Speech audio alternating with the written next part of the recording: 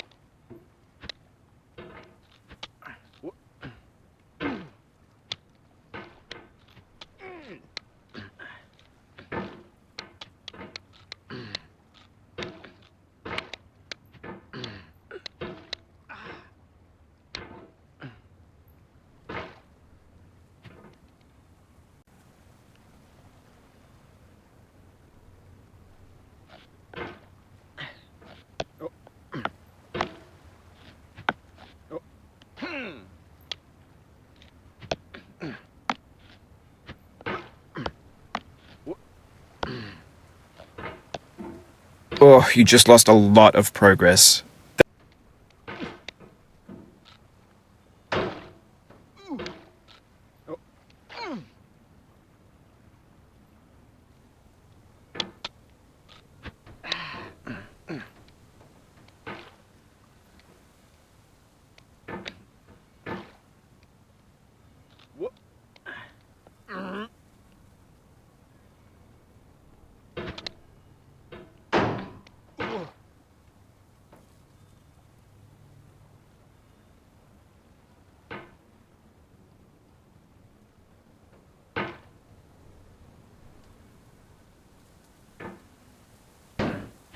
In a certain way, Sexy Hiking is the perfect embodiment of a B game. It's built almost entirely out of found and recycled parts, and it's one of the most unusual and unfriendly games of its time.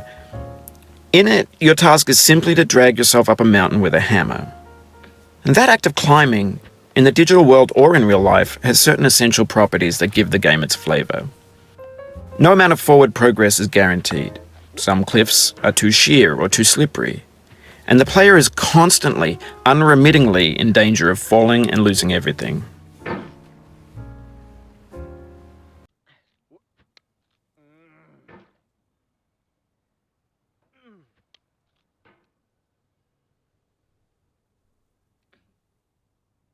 Oh, it happened again. Keep on trying, don't let it get to you.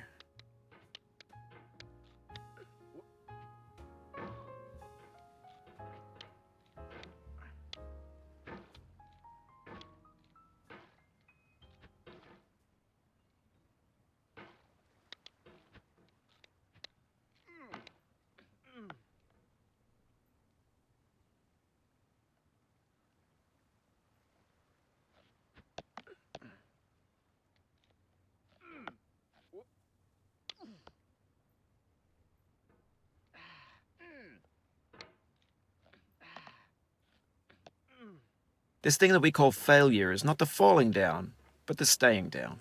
Mary Pickford.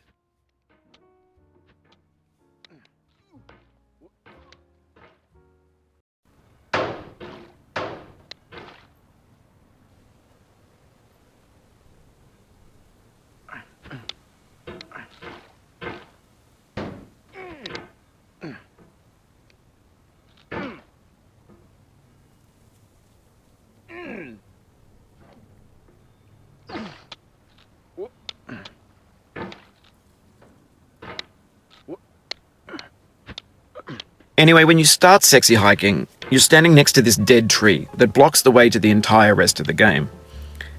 It might take you an hour to get over that tree, and a lot of people never got past it. You prod and you poke at it, exploring the limits of your reach and your strength, trying to find a way up and over. And there's a sense of truth in that lack of compromise. Most obstacles in video game worlds are fake. You can be completely confident in your ability to get through them once you have the correct method or the correct equipment or just by spending enough time. In that sense, every pixelated obstacle in Sexy Hiking is real.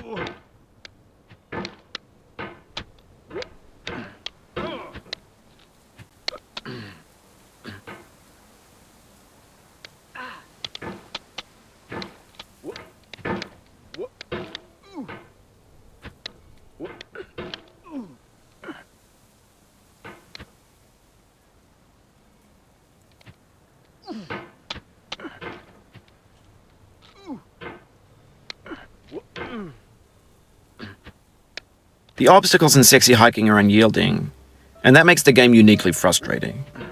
But I'm not sure Jazzuo intended to make a frustrating game. The frustration is just essential to the act of climbing, and it's authentic to the process of building a game about climbing. A funny thing happened to me as I was building this mountain. I'd have an idea for a new obstacle, and I'd build it, test it, and it would usually turn out to be unreasonably hard. But I couldn't bring myself to make it easier. It already felt like my inability to get past the new obstacle was my fault as a player rather than as a builder.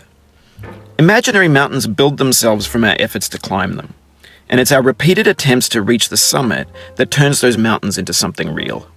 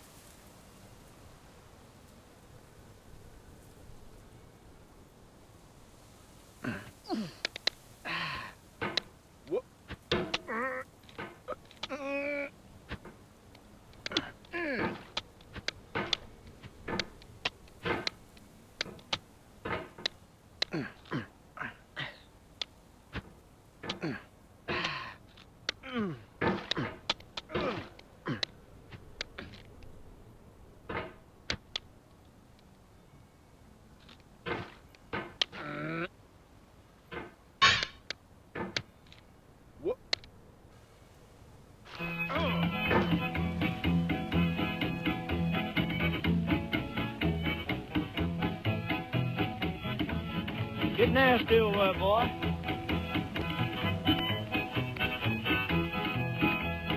Going down the road feeling bad. I'm going down the road feeling bad.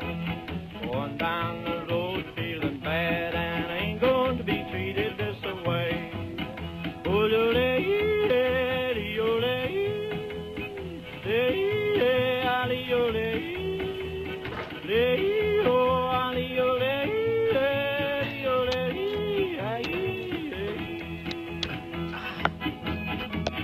Lay them blues up on play.